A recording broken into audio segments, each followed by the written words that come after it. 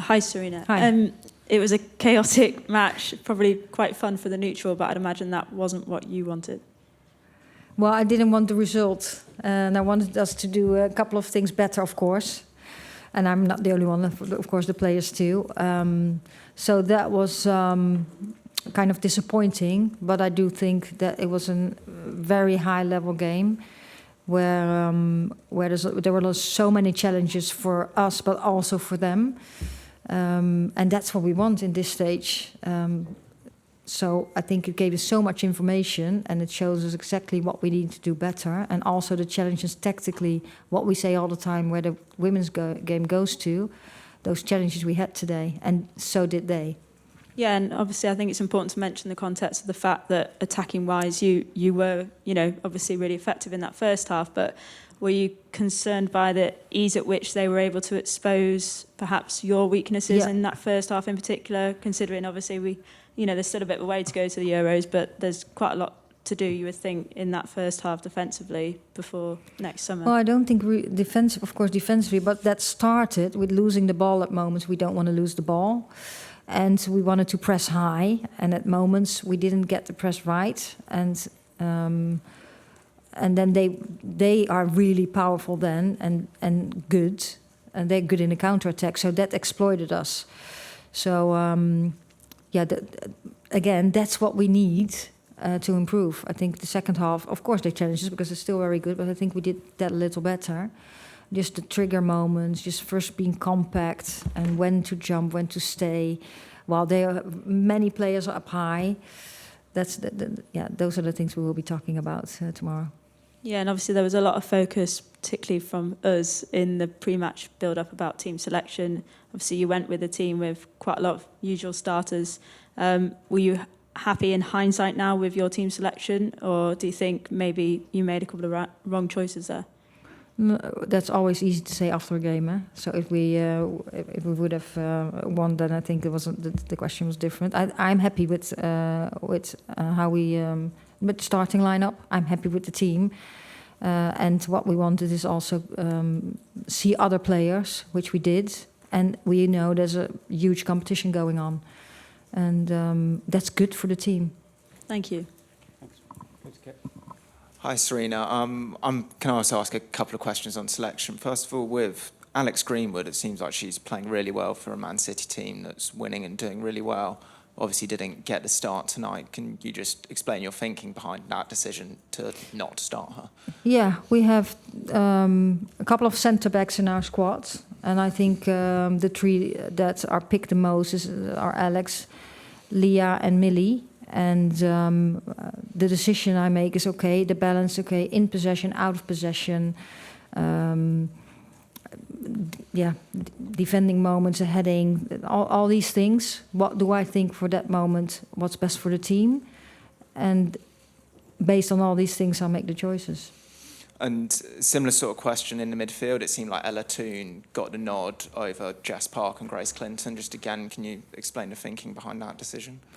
Yeah, the same. I think Ella has played well for us. These are high-level games. Grace Clinton is getting there. It's a different type of player.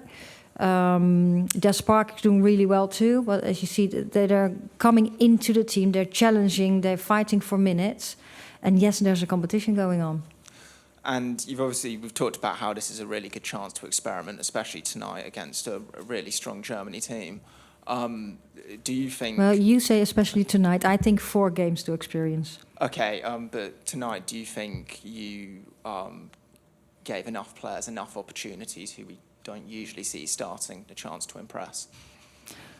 Yeah, well, look, yes, I think so. We're playing Germany. That's an absolute high-level team. And players are knocking on the door. Players are competing for minutes. And I'm not going to make changes just for the sake of it. I'll start and sub, and we want to get ready for the 2nd of July. That's all the choice. All the choices are based on that one, Okay, and we want to have information. Thank you.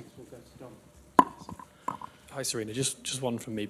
You've explained the reason for selecting a more experienced team. Of course, you're playing Germany at Wembley, but given who you started today, and some of the players that were in midfield and in defence, are you slightly alarmed by the ease with which Germany were able to play through at times? I know that it was true the other way as well, and Germany didn't defend brilliantly, but yeah, England gave up quite a lot of chances, didn't they? We did, but what we look at is also how do their chances develop, and most of the chances they created developed in a transition moment. A couple when the second goal came out of that at high press from a goal kick where we didn't just get it right, and they exploit that straight away. So those are huge learnings for the team. I don't think it's a team thing.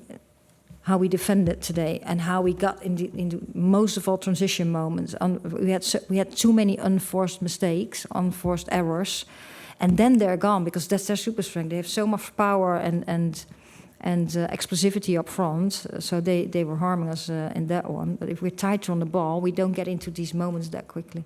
Okay, thank you. Hi, Sarina. I just want to get your thoughts on the penalty. Alessi Russo, it looked like a 50-50. Maybe, they could have had a greater look at it. So what was your kind of opinion on that? Yeah, I haven't seen it back. And of course, I can't change the decision anymore. I was really surprised. I was really surprised that it was a penalty. I thought it was good defending, but I haven't seen it back. And yeah, at the end, I'm not the referee and not the VAR, so they decided it was a penalty. Thanks. We'll go across. Thanks, Dan. Thank you. Hi, Sarina. I just wanted to say that obviously having a defeat at home isn't ideal, but I just wanted to ask, what are your next steps for your next international game? Yeah, first of all, of course, we're going to review this game tomorrow. Then we're going to recover. Then we'll see how everyone comes out of this game. And then we make decisions for Tuesday. Mm. And yes, we'll make some changes. Because as I said, we have an opportunity to play many players and see many things. Thank you. Thanks. We'll take a couple more questions. We'll go to Catherine and then Michael. Thank you. Hi, Sarina. I wondered whether having 4 right-footed players in the defence potentially allowed Germany a little bit more space down England's left-hand side. I appreciate there's not loads of options in terms of players that have got a left foot, apart from Alex Greenwood, who primarily plays as centre-back. But I wondered if you thought that was potentially one of the reasons why Germany had a bit more joy down that side. Yeah, I think...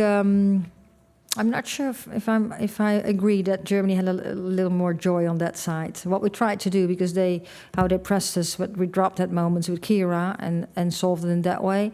Of course, it's in possession.